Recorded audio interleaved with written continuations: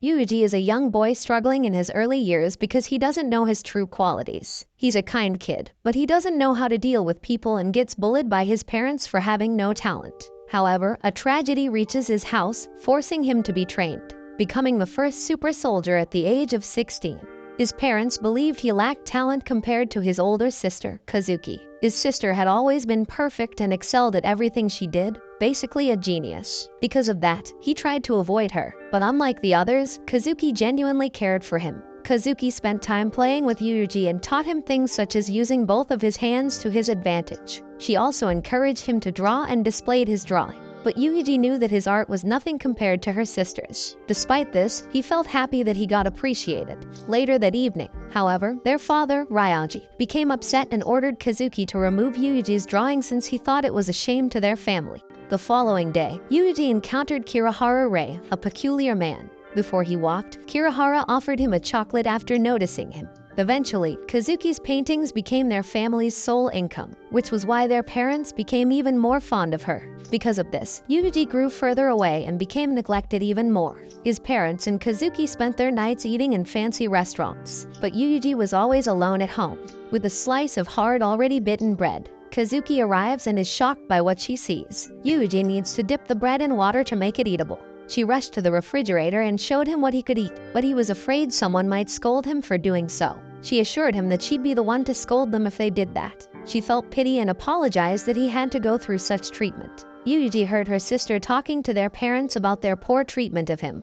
But nothing improved, it even got worse. His father despised him more, and his mother started to avoid him. One time, when Yuuji told Kazuki he had made a friend, she was happy. However, when she discovered his friend was a female, she got jealous and displeased. She didn't want him to make female friends, so she told him he needed to get her permission before befriending one. Kazuki normally lived as she wanted, and their parents went according to her will. But deep down, Yuuji was afraid of that side of her. He perceives her as a god and not as a human. He knew he could depend on her, even if he feared her. Kazuki's life was cut short one day when she was involved in an accident, which caused their family to fall apart. His father became an alcoholic and mistreated him and his mother. He even saw his mother being beaten up by his father while hiding in the closet since she was weak and would only say, "I'm sorry." The two of them fled when she could no longer stand to live with his father. His mother worked tirelessly to meet his needs as they both made a fresh start. Even though they were not in the best circumstances, Yuuji thought that his father's absence was heaven.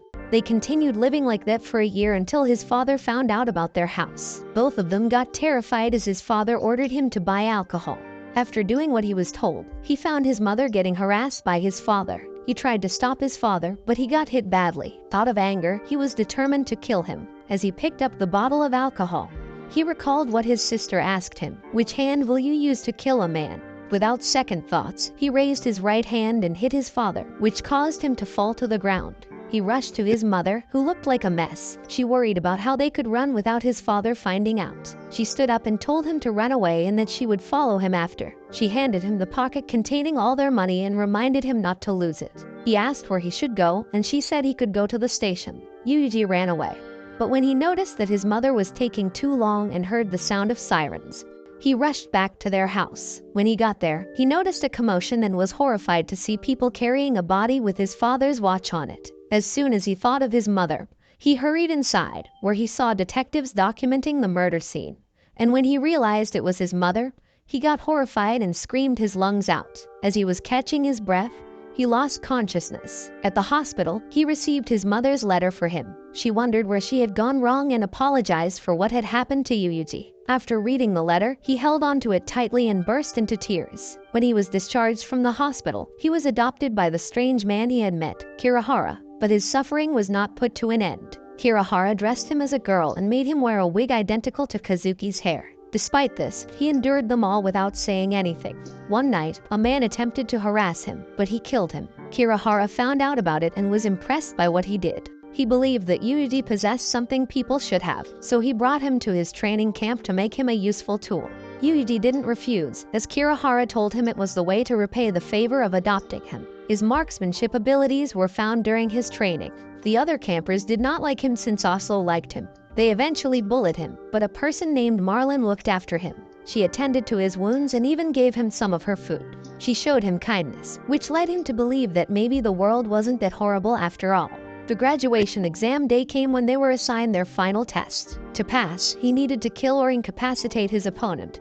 But unfortunately, it was Marlon. Yuuji had the upper hand as Marlon was running out of breath. He looked at her coldly and dodged her attack. He quickly followed it by punching her hard and smacking her simultaneously. When she got up from the ground, he did not let her attack and ruthlessly kicked her in the face. She screamed, and while she fell to the floor, the image of his mother flashed back to his memories. Because of that, he started thinking he might end up like his father. He yelled as he began to lose control of himself, but upon doing so, he got hit by Marlon, which caused him to fall to the ground. She laughed as he punched him, and as a final blow, she kicked him into the air, which knocked him out. Marlon cried to him and apologized to Yuuji after the fight. Since his mother had said the same thing, he didn't want to hear such words again.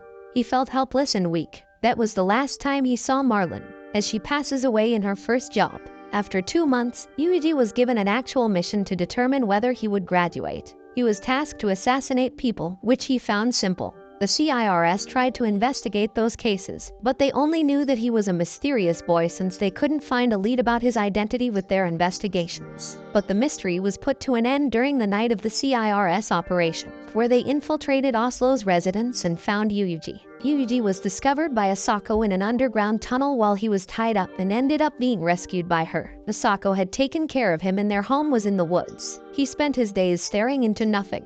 Thus, their first few days were not nice. He met JB there, who was Asako's friend and co-worker. Asako decided to bathe Yuuji as she was conversing with JB.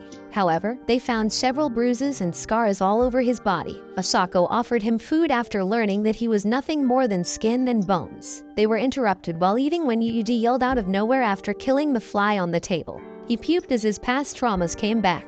Over time, Asako and Yuuji got along with each other. She gave him a dog which he named John. He became fond of John, which made him happy despite his traumatic past. Asako began training Yuuji. She taught him to be fast, use his strength the right way, and read books to gain wisdom. He also learned that she worked for CIRS, a Japanese-American anti-terrorism organization. The next day, Asako taught him how to shoot his target accurately and promised to give him a prize when he hit it. Fortunately, he hit the target, and when they got home, he saw a large case on the table. Asako told him to open it. He found a gun. Yuuji got excited and picked up the gun to try it. She takes Yuuji for a hunt, but when they got into the woods, he struggled to kill the deer as he was haunted by the past again.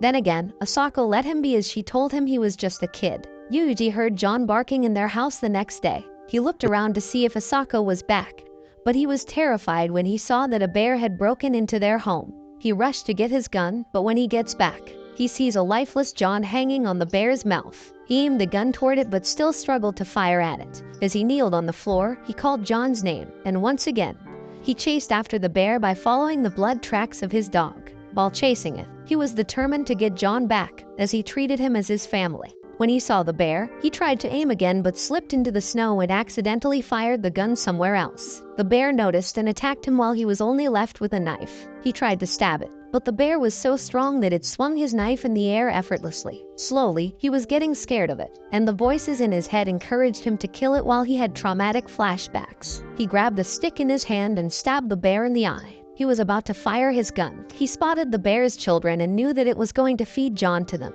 At that point, he began to lose hope and wondered why his dog was becoming a bear's prey. He notices the bears slowly eating his dog, and he wept and threw up. While shouting and asking why, he pulls the trigger on his gun. He returned to the house while carrying John's collar, and Asako greeted him. She asked him if it was a bear, and he revealed that he couldn't kill it. He started to cry as he felt useless, but Asako embraced him and told him he was fine just like that, which made him cry his heart out.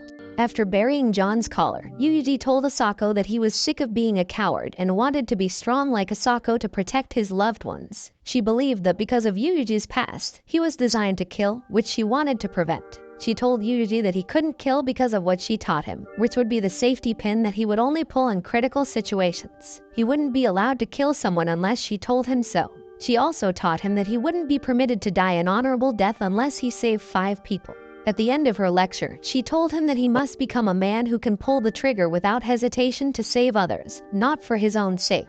One day, while Asako was resting in bed, Yuuji took a phone call from her work.